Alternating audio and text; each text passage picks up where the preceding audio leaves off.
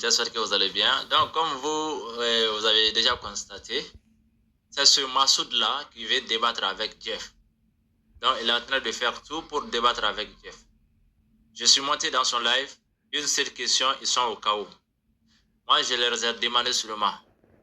Le prophète avait désigné qui pour écrire l'explication intégrale du Coran. Donc, pour que cela soit les hadiths. Donc, malheureusement, il y a eu personne qui a pu répondre à cette question. Et jusqu'à présent, cette question reste posée. Personne n'a pu répondre. Parce que moi, je sais que même dans leur propre hadith, le prophète n'a désigné personne pour écrire les hadiths. Les hadiths, ils ont écrit ces hadiths-là après la mort du prophète. Voilà. Même s'ils disent souvent qu'il y a d'autres hadiths qui ont été écrits quand le prophète était vivant, mais le prophète n'a pas désigné une personne en fait pour écrire ça. Il n'a pas recommandé à quelqu'un d'écrire. Donc, si le Coran seul ne suffisait pas, il faut savoir que le prophète allait désigner au moins une personne pour écrire vraiment les hadiths. Vous voyez qu'il a quand même écrit le Coran. Maintenant, vous voyez donc leur niveau déjà. Donc, ils veulent débattre avec Jeff. Bon, je vois qu'il n'y en a pas much. Donc, les Sahaba qui étaient chargés à écrire le Coran à l'époque étaient Abdullah bin Amr bin As. Donc, il était autorisé à écrire le Coran. Donc, lui, il était grand écrivain à l'époque, chef religieux en islam. وكذلك كما أذن النبي محمد صلى الله عليه وسلم لبعض أصحابه كعبد الله بن عمرو بن عاص وأنس بن مالك وسمرة بن جندب يأذن لبعضهم كأبي سعيد الخدري. وقد عمد بعض الصحابة مبكرا إلى تدوين حديث وجمعه بعد وفاة النبي صلى الله عليه وسلم كابن عباس الذي كان يدور على صحابة ليسألهم ويكتب ما يحدثونه به من أحاديث سمعوها من النبي Mohammed sallallahu alayhi wa sallam.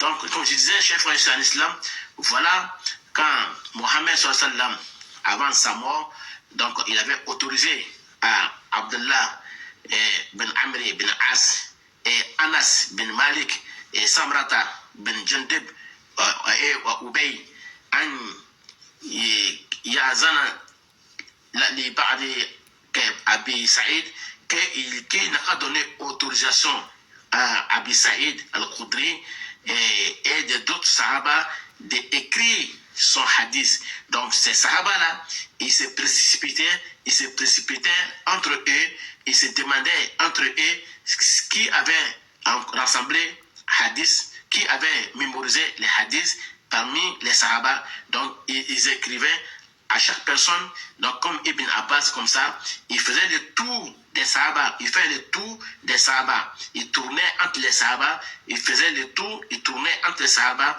il demandait les Sahaba, toi tu as écouté quoi de Rasulullah? Soit on lui dit, il écrit, toi tu as écouté quoi de Abi Huraira? Donc qu'est-ce que Abi Huraira a dit que Rasul a dit?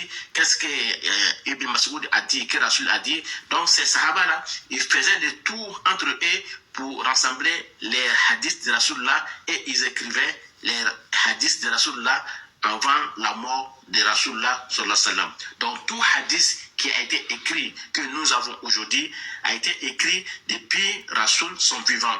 Il n'était pas mort, il n'était pas encore mort, ils ont commencé à écrire les hadiths parce qu'il avait interdit, il avait prohibé de ne pas écrit, mais après qu'il a vu que le Coran était descendu complet, maintenant il a autorisé. Donc voilà, c'est là qu'ils écrivaient les hadiths et c'est là qu'ils écrivaient aussi le Coran.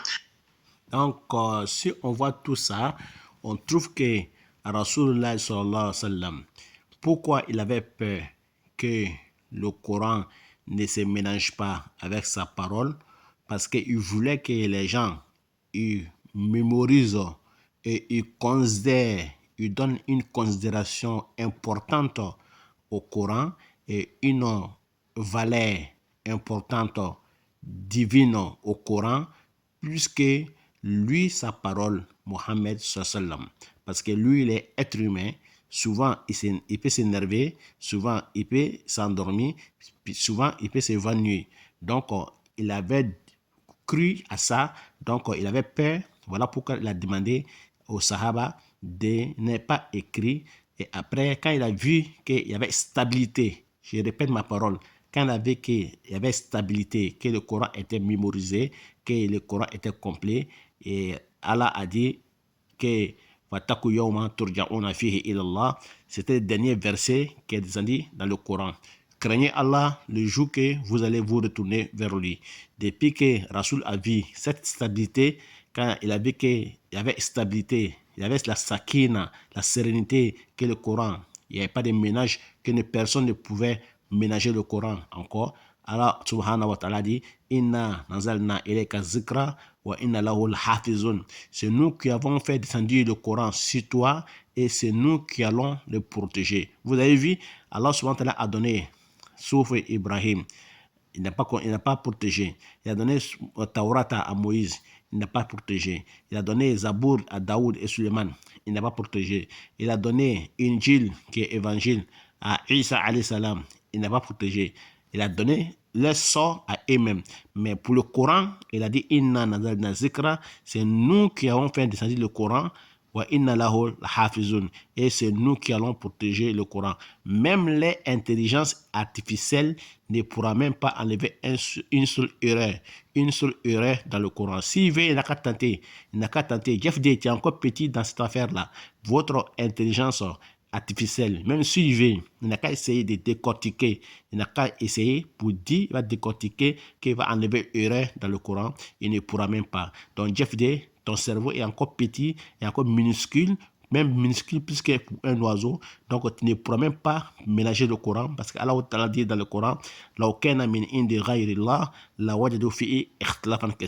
si le Coran venait d'un autre Allah subhanahu wa ta'ala, vous allez trouver beaucoup de divergences dans le Coran.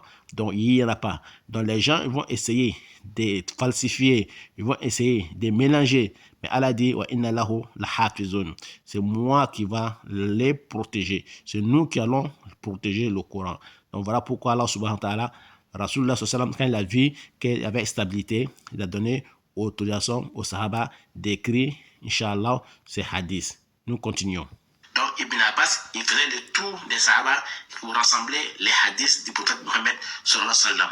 Donc, chers frères et sœurs en islam, donc si on vous demande est-ce que Rasoul a autorisé à écrire les hadiths, on va dire oui.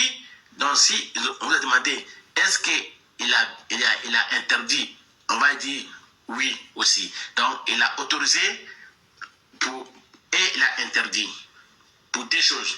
Il a interdit pour ne pas que le Coran se mélange avec hadith, et il a autorisé après avoir que le Coran était complet, il n'y avait pas de quiproquo, il n'y a pas d'inconvénient, et donc il a autorisé d'écrire les hadiths. Donc les Sahaba ont écrit les hadiths avant la mort de Rasulullah.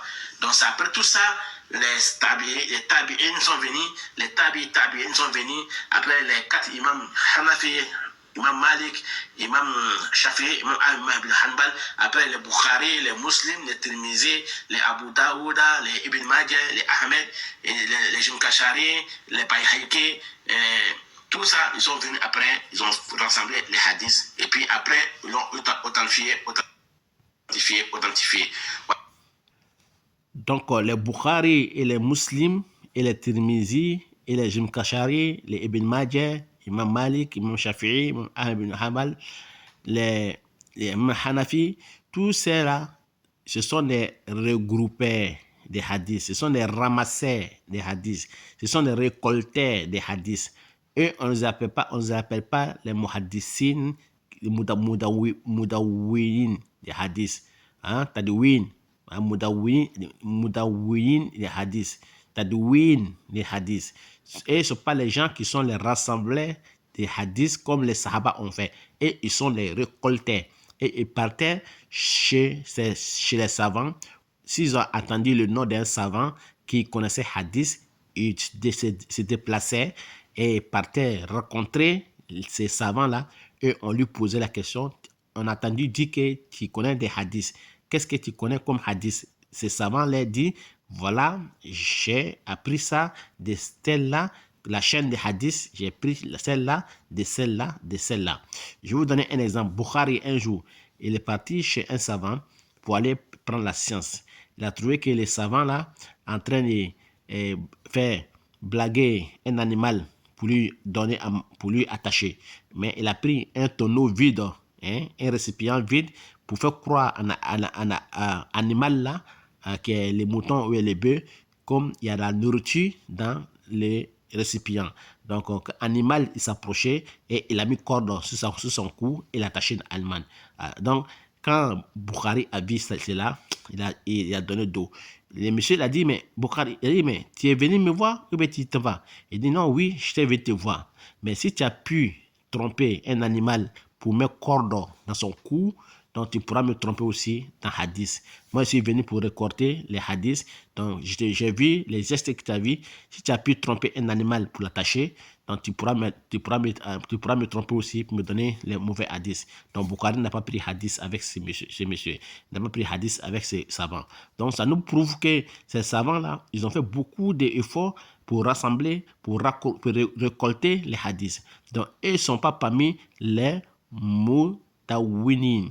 Tadwin, Mudawin des hadiths. Ils ne sont pas parmi les gens qui regroupaient les hadiths. Ils sont parmi les gens qui faisaient quoi? Qui sont les gens qui récoltaient les hadiths, partaient chercher les hadiths, ces gens. Donc, ça n'a rien à voir avec les sahaba ou les tabi'in ou les tabi'in. Inch'Allah. On continue sur notre 5e partie. Wallahu a'lam.